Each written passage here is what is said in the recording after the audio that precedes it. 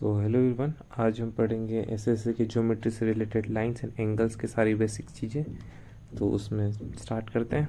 सबसे पहले हम पढ़ेंगे वर्टिकली अपोजिट एंगल्स, जो आप सभी जानते होंगे कि जब भी दो लाइंस एक दूसरे को कट करती है तो ये जो अपने अपोजिट एंगल्स हैं ये आपस में इक्वल होते हैं।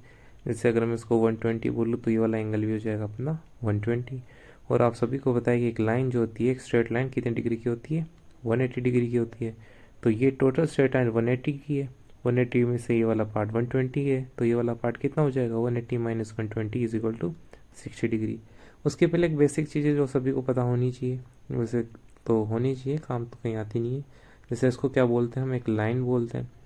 लाइन क्या होता है, इसके दोनों एंड्स क्या होते हैं, फ्री होते हैं, इसको इनफाइनाइटली प्रोड्यूस कर सकते हैं। एक लाइन सेगमेंट वहीं पे क्या होता है, जिसकी लेंथ जो है फिक्स होती है। जैसे मान लो ये 10 मीटर है, तो इसको क्या बोलूँगा मैं, एक लाइन सेगमेंट जो फिक्स होती है। वहीं एक रे क्या होती है, रे होती है जिसका एक एंड तो होता है फिक्स और दूसरा एंड क्या होता है, फ्री होता है। इसको क्या बोला जाता है, रे। तो इतना तो लगभग सबको आता होगा या पता होना चाहिए, नहीं भी है तो कोई दिक्कत नहीं। इसके अलावा हमारा एक मेन चीज़ है, उसको क्या बोलते हैं अपन, ट्रांसवर्सल। ठीक है, ट्रांसवर्सल क्या होता है बेसिकली, कि जब भी एक पेयर ऑफ लाइन है उसको एक थर्ड लाइन कट कर रहा है, तो ये जो थर्ड लाइन है इसको बोला जाता है क्या, ट्रांसवर्सल। और इसी का एक स्पेशल कंडीशन है, जब ये दोनों लाइन, मान लेता हूँ इस लाइन का नाम L1 और L2 है, अगर अपनी L1 पैरेलल है L2 के, तो कुछ ऐसा बन जाएगा ये दोनों लाइन है, दोनों को इन्फाइनाइटली प्रोड्यूस कर सकते हैं। और दोनों को कट कर रही है एक थर्ड लाइन, इस थर्ड लाइन को क्या बोलेंगे हम, ट्रांसवर्सल बोलेंगे। ठीक है, तो इससे रिलेटेड बहुत सारे एंगल्स बनते हैं। जैसे अगर मैं दूसरे पेन से नाम देना चाहूँ, इस एंगल को नाम दूँ मैं एंगल 1, इसको नाम दूँ मैं एंगल 2, इसको नाम दूँ 3 एंड सो ऑन 4 5 6 7 एंड 8। तो कुछ एंगल्स हमारे इक्वल होते हैं। कौन कौन से एंगल इक्वल होते हैं, सबसे पहले तो आपने देखा होगा, जब भी दो लाइंस पैरेलल है, बचपन में पढ़ा होगा, और एक थर्ड लाइन ऐसे कट करे तो ये जेड वाले एंगल से इक्वल होते हैं। जेड वाले एंगल्स को क्या बोला जाता है, ऑल्टरनेटिव इंटीरियर एंगल बोला जाता है, AIA। इसमें कौन कौन से एंगल आएंगे अपने, तो डायग्राम में जेड जैसा कुछ देखना, ये जेड दिख रहा है, तो एंगल 1 जो है अपना वो इक्वल हो जाएगा किसके, एंगल 6 के। सिमिलरली ये रिवर्स वाला जेड भी इक्वल होता है, तो इसके भी कॉर्नर्स कौन कौन, एंगल 4 जो है अपना इक्वल हो जाएगा किसके, एंगल 5 के।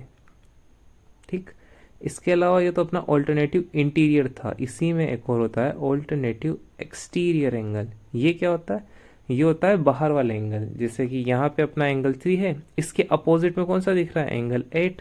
तो अपना एंगल 3 जो है वो इक्वल होता है एंगल 8 के। ऐसे ही जो अपना एंगल 2 है वो किसके इक्वल हो जाएगा, अपना एंगल 7 के। इनको क्या बोला जाता है, ऑल्टरनेटिव एक्सटीरियर एंगल।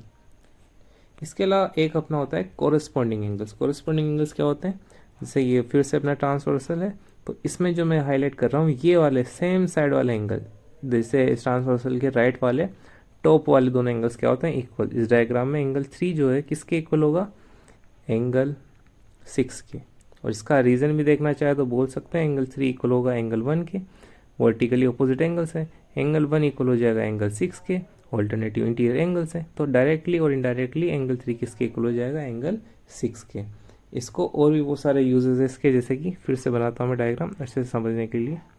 जैसे ये एंगल 1, एंगल 2, एंगल 3, एंगल 4 है, और ये वाला दे दिया मैंने angle 5, angle 6, angle 7 and angle 8।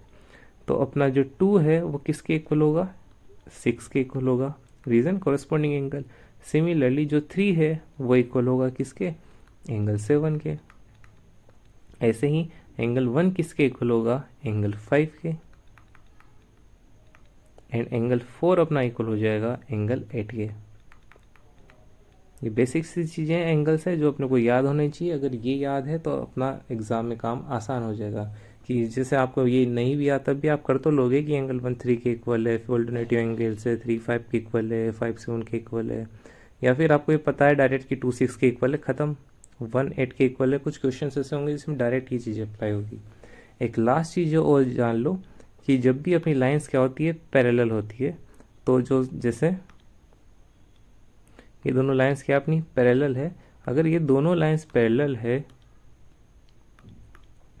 तो इन दोनों एंगल्स का सम 180 होगा। जैसे इस केस में कौन कौन, एंगल 4 और एंगल 5 को अगर मैं ऐड करूं तो इन दोनों का सम कितना होगा, 180 होगा। इसको ऐसे याद रखो, जब भी एक पेयर दे रखा अपने को, एक थर्ड लाइन कट कर रही हो, अगर दोनों सेम साइड वाले एंगल्स का सम अगर 180 से छोटा है तो ये दोनों आपस में कट हो जाएगी। जैसे अगर मैं इन दोनों को आगे प्रोड्यूस करूंगा तो ये यहाँ कहीं जाके कट हो जाएगी। अगर इन दोनों सेम साइड वाले एंगल्स का सम जो है वो 180 वाले डिग्री के एंगल से ज़्यादा है तो ये लाइन कभी भी कट नहीं होगी। इसी का स्पेशल केस है, अगर दोनों का सम 180 हो जाता है तो दोनों लाइंस हो जाएगी पैरेलल। तो आई होप सो कि आपको ट्रांसवर्सल से रिलेटेड सारे डाउट क्लियर हो गए होंगे। फिर भी कोई डाउट है तो आप बता सकते हैं। Thank you.